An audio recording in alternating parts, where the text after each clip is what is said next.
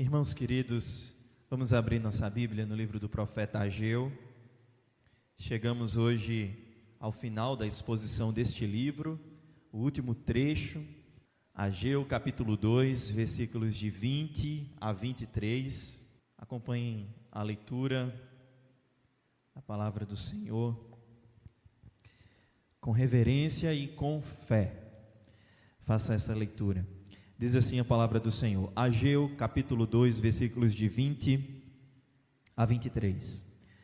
Veio a palavra do Senhor segunda vez a Ageu, ao 24º dia do mês, dizendo: Fala a Zorobabel, governador de Judá, farei abalar o céu e a terra, derribarei o trono dos reinos e destruirei a força dos reinos das nações.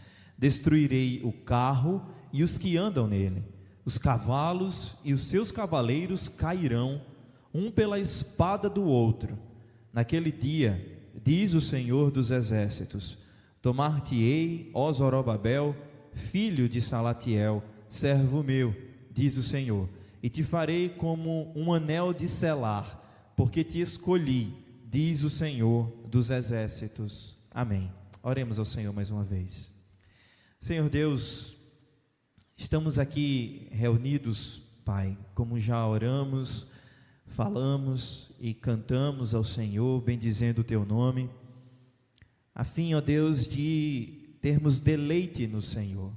Hoje é domingo, dia do Senhor, é dia em que nós encontramos descanso, enquanto servimos ao Senhor. Ó Pai, nessa hora, inclina o nosso coração e a nossa atenção, a fim de, atentos à Tua palavra, sejamos edificados pelo Teu Espírito na exposição desta palavra. Senhor Deus, tira do nosso coração e da nossa mente as distrações e as preocupações que seduzem a nossa atenção, para que nesse momento nos desviemos da Tua voz. Não deixe então que os nossos ouvidos apenas escutem a Tua palavra, mas que o nosso coração possa atender a Tua voz nessa manhã. Assim, ó Deus, queremos glorificar o Teu nome, que de fato o Senhor fale conosco, que de fato o Senhor nos ilumine, que de fato o Senhor transforme a nossa vida para a Tua glória, em nome de Jesus. Amém. Meus irmãos, vocês já devem ter assistido filmes ou séries onde de repente um rei está prestes a perder o seu trono, seja por conta de uma guerra, seja por causa de uma traição. E em muitos desses casos, em muitos desses momentos, em filmes ou séries, o povo fica inseguro, sem saber quem é que vai governar, quem é que vai estar até o fim de suas vidas, liderando, dirigindo o curso da nação, o curso do povo. Nós, muitas vezes, ficamos preocupados assim também na vida real, seja em tempos de eleições municipais, em tempos de eleições presidenciais, ou para as câmaras de deputado e senado, enfim.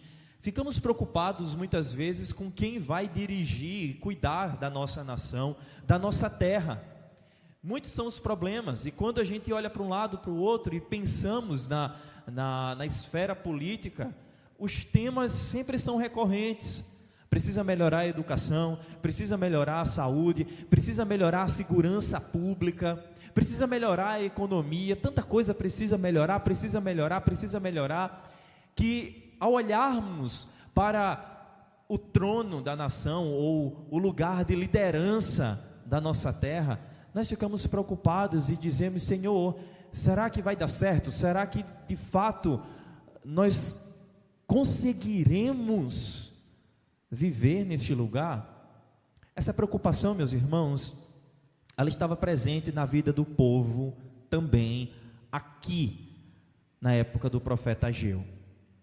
Eu expliquei já um pouco do contexto para vocês no começo da exposição desse livro, mas vale a pena e é muito necessário nós recordarmos um pouco desse contexto para que a gente possa finalizar a exposição deste livro com muita consciência e sabedoria a respeito do que o Senhor nos ensina. O povo de Judá, meus irmãos, aqui estava muito inseguro.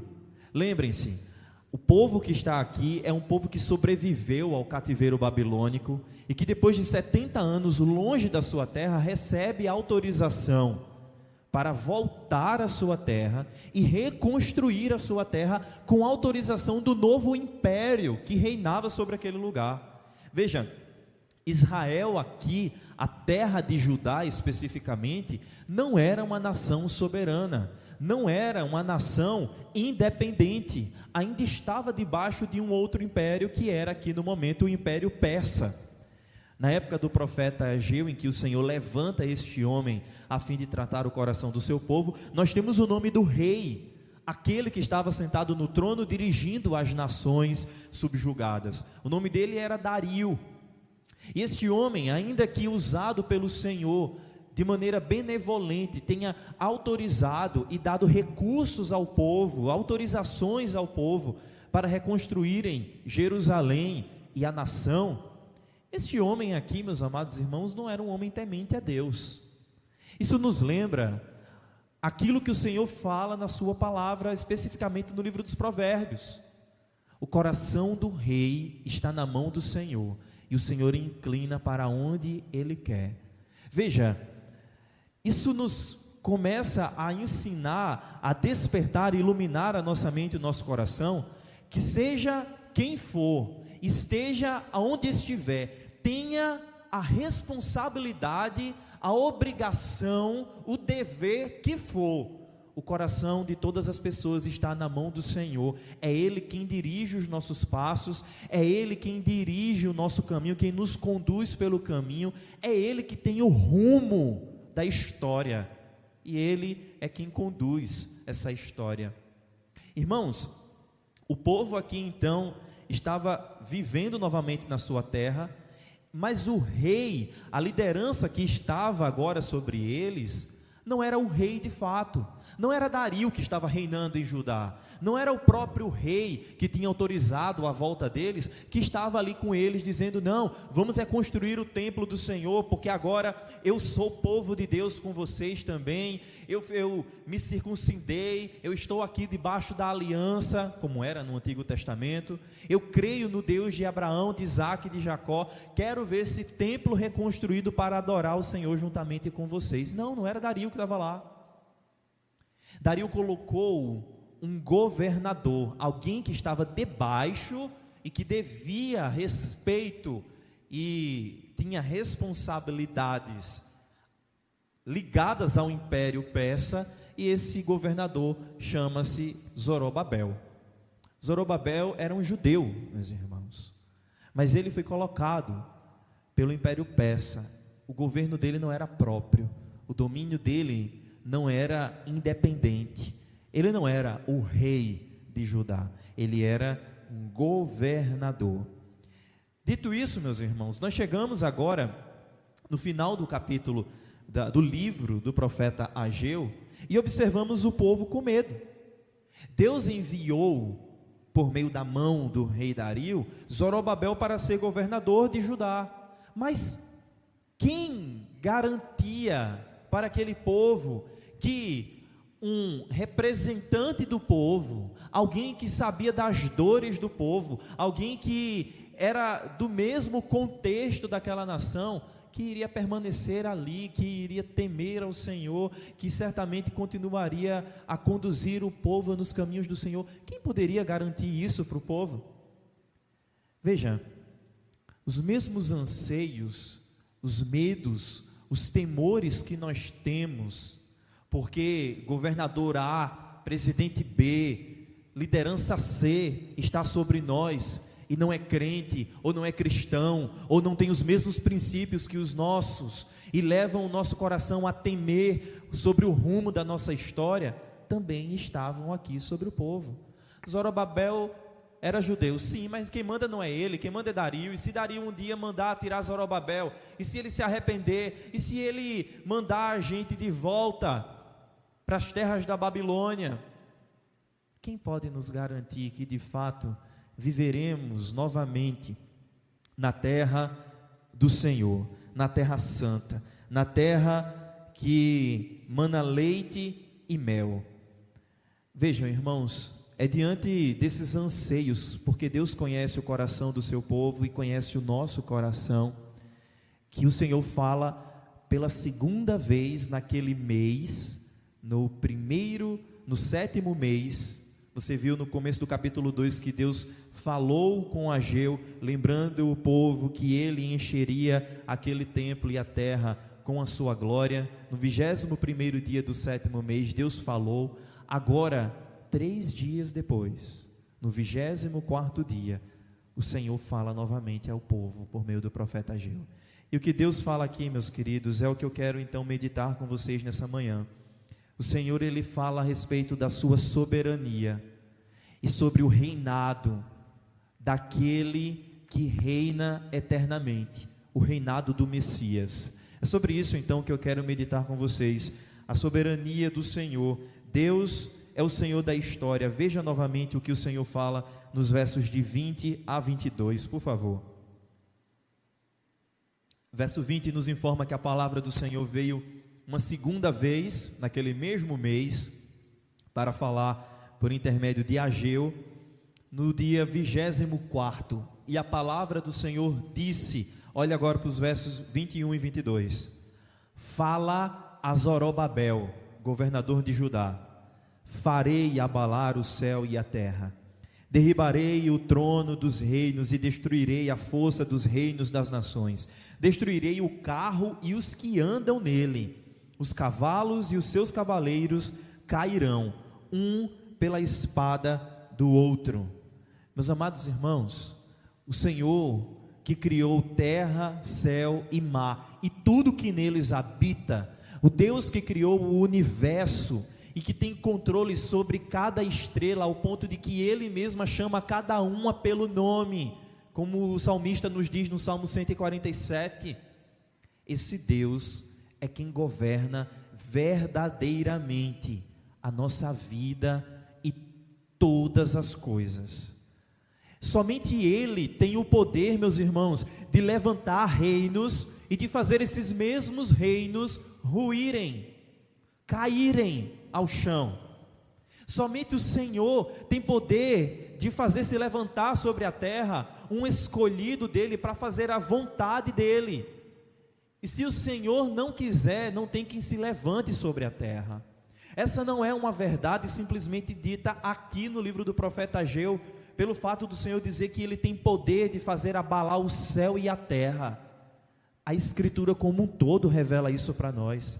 O apóstolo Paulo, escrevendo aos Romanos, no capítulo 13, nos diz exatamente que não existe autoridade na terra que não tenha sido usada, permitida e levantada pelo Senhor. Não existe. Aqui, meus amados irmãos, a palavra do Senhor está nos lembrando que só o Senhor, nosso Deus, tem todo o poder. E quando nós dizemos que Deus tem todo o poder, é importante que isso fique muito claro diante dos nossos olhos, meus irmãos, e que faça morada no nosso coração, para quando temores como esse, porventura, surgirem em nossas vidas. Ao dizermos que o Senhor é o Deus Todo-Poderoso, significa que não existe nenhuma outra forma de poder, não existe nenhuma outra força, não existe nenhuma outra manifestação de domínio, de controle, que não pertença ao Senhor. E aí você pode pensar, mas pastor, e o mal? E aqueles que agem com maldade, aqueles que agem com violência, e Satanás, e o inimigo das nossas almas, que tem poder para fazer até mesmo sinais sobrenaturais, esse poder vem de Deus? Esse poder é do Senhor? Sim, porque o Senhor tem todo o poder. Satanás não faz nada se o Senhor assim não permitir. Está tudo debaixo do controle do nosso Deus. Tudo está guardado em suas mãos. Nada escapa do governo soberano do nosso Deus. Ele é o Senhor da história. E aqui, para ficar muito claro para Zorobabel, que estava então nessa posição de governo, nessa posição de autoridade sobre o povo, Zorobabel ouve da parte do Senhor, que o Senhor mesmo é aquele que destruirá reinos e exércitos, mostrando que nenhum poder humano pode resistir à sua vontade. Irmãos, ouvir aquilo naquela época, onde o poder bélico, o poder de guerra, não tinha chegado às proporções que nós vemos hoje em termos de tecnologia. Irmãos, nós estamos falando aqui a respeito de um povo que não conhecia, por exemplo, bomba atômica. Um povo que não conhecia o poder de um disparo de uma arma. O poder bélico dessa época eram, como vocês mesmos veem aí no versículo 22, espadas, carros puxados por cavalos, soldados que cavalgavam ou que estavam em carros puxados por cavalos. Isso era amedrontador para aquela época.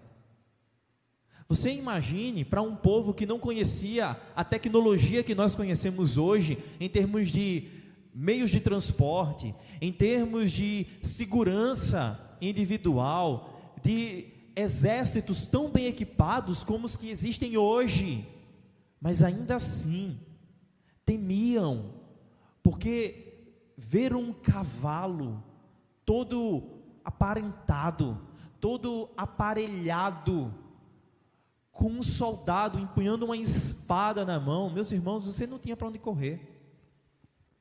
Ainda hoje é assim. Marca uma corrida, você correndo com as suas próprias pernas e outra pessoa em cima de um cavalo, quem é que chega primeiro? Quem consegue escapar numa perseguição dessa? Zorobabel certamente temia o poder do Império Persa. O povo também temia os inimigos ao seu redor, que faziam alianças com nações inimigas. Esse povo tinha na história dos seus ancestrais o temor e o pavor, por exemplo, do exército egípcio.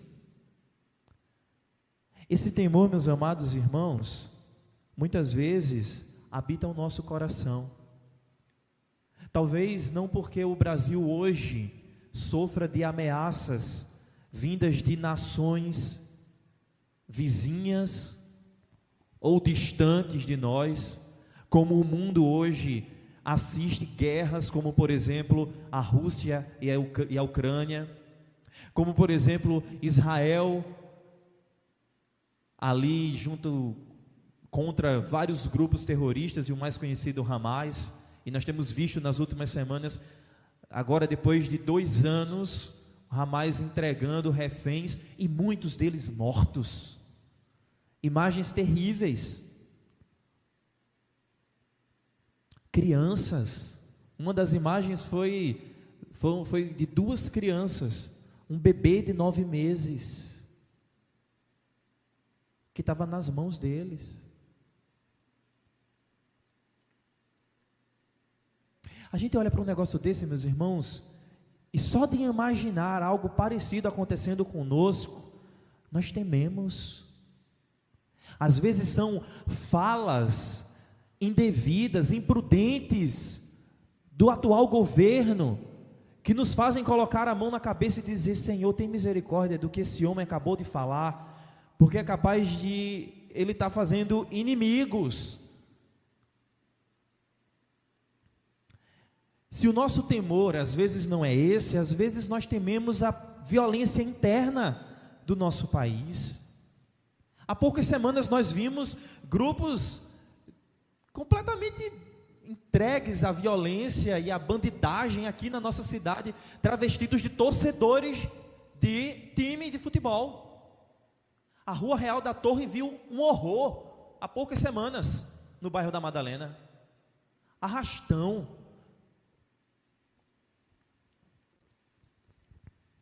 nosso coração teme diante da violência, diante do mal. Mas o Senhor falou a Zorobabel e fala conosco hoje. Ele tem o poder de destruir todos os exércitos. Não há força humana que seja maior do que o poder do nosso Deus.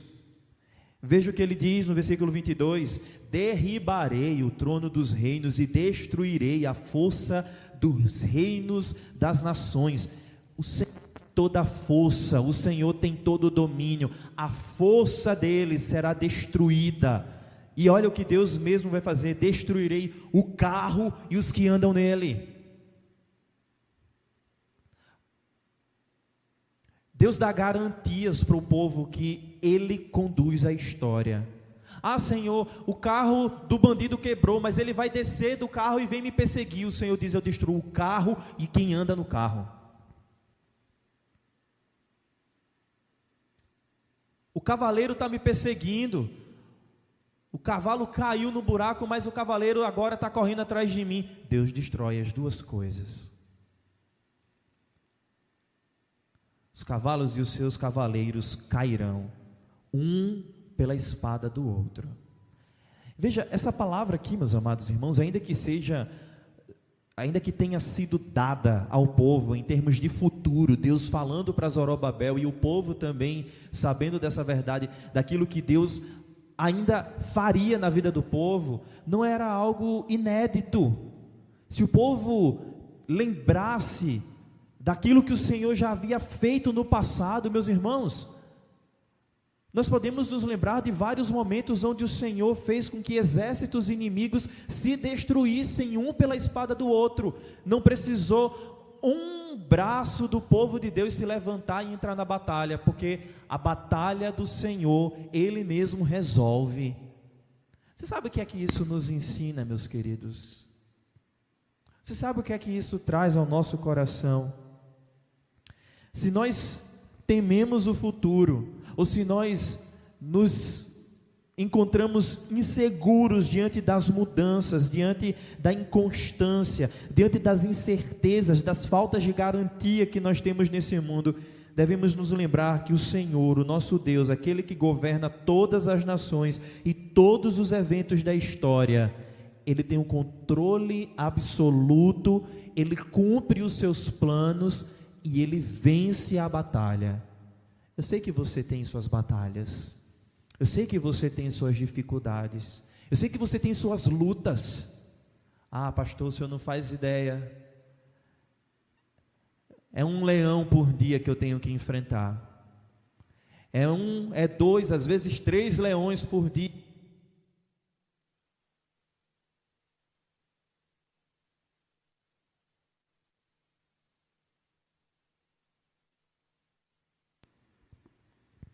Vou esperar o microfone para você escutar bem direitinho o que eu vou lhe dizer agora.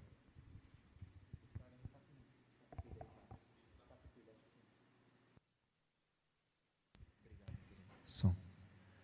É 2, são 3 leões por dia que você tem que enfrentar. Você sabe o que é que o Senhor está nos ensinando aqui na sua palavra? Nós vencemos, nós lutamos batalhas, nós lutamos contra leões, nós lutamos contra inimigos que já foram vencidos pelo Senhor. A batalha que nós lutamos, Deus já venceu por nós. O Senhor Jesus disse que no mundo nós teríamos aflições, mas Ele disse o quê?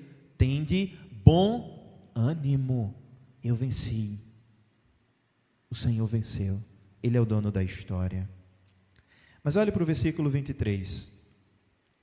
Apesar de governos se levantarem e caírem, veja que o Senhor da história é aquele que escolhe e que confirma o seu rei. Veja o versículo 23.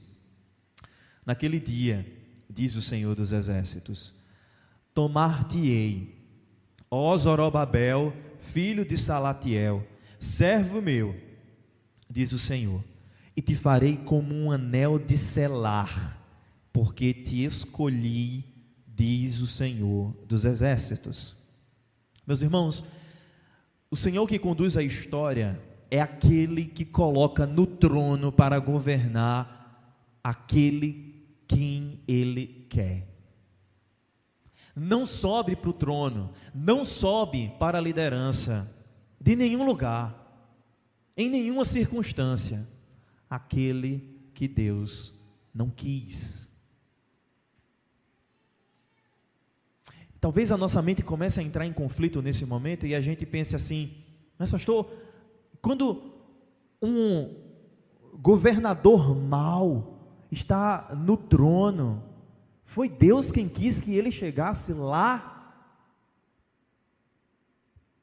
Para responder essa pergunta, eu faço outra pergunta para você, irmãos.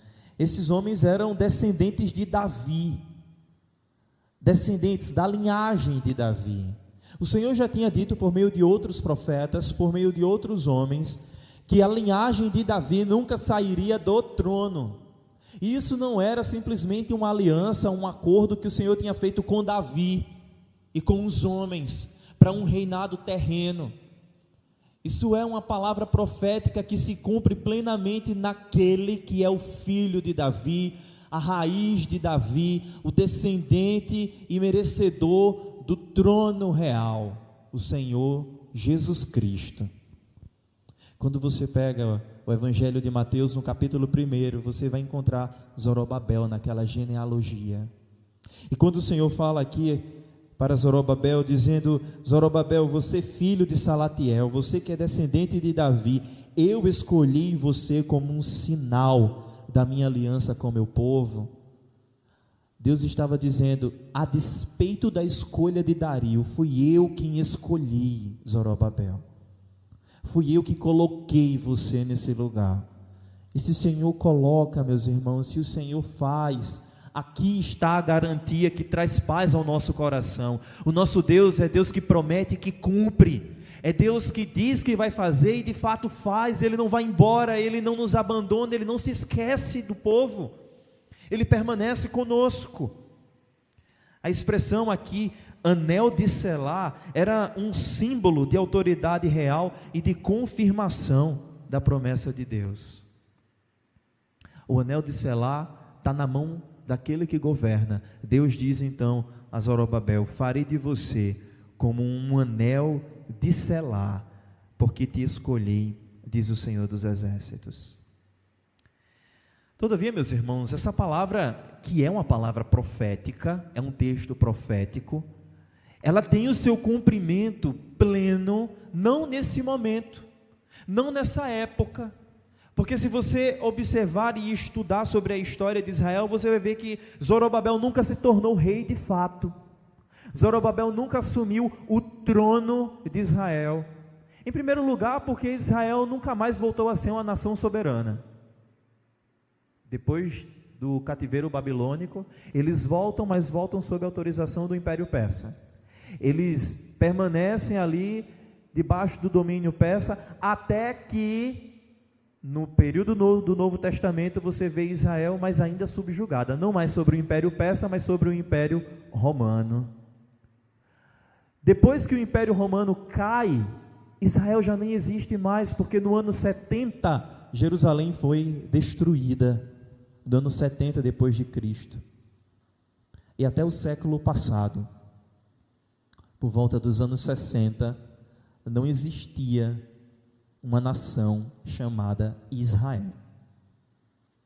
Foi apenas no século passado em que a Organização das Nações Unidas, parte dos seus membros, reconheceram a existência, a organização do Estado de Israel. Você sabe que ainda existem muitas nações hoje que não reconhecem Israel. Existem nações na Ásia, por exemplo, que pegam o mapa daquela região e não tem Israel, não incluem Israel ali, porque não reconhecem aquela nação. Mas então, se o Senhor disse que faria de Zorobabel um anel de selar, porque o Senhor escolheu aquele povo, onde é que essa palavra do Senhor se cumpre, meus irmãos? Onde é que essa palavra do Senhor de fato alcança plenitude? Zorobabel não se tornou rei de fato. Isso nos aponta ou deve fazer os nossos olhos se voltarem para aquele que de fato é o escolhido do Senhor para reinar sobre todas as nações, sobre todo o universo. E sim, eu estou fazendo referência, eu estou falando de Jesus Cristo, o Rei eterno. Cristo é o Rei escolhido por Deus, para governar sobre o seu povo para sempre. A nossa segurança está em Cristo, não em governos humanos ou em riquezas passageiras, e é por causa de Cristo que nós devemos viver submissos ao seu reinado, confiando que Ele nos conduz em segurança. Mas é um rei ímpio que está governando a minha terra. O Senhor Jesus é acima do rei ímpio. Ele protege e preserva o seu povo, mesmo quando o ímpio está no lugar de liderança. Irmãos, esse texto ele nos leva a descansar no Senhor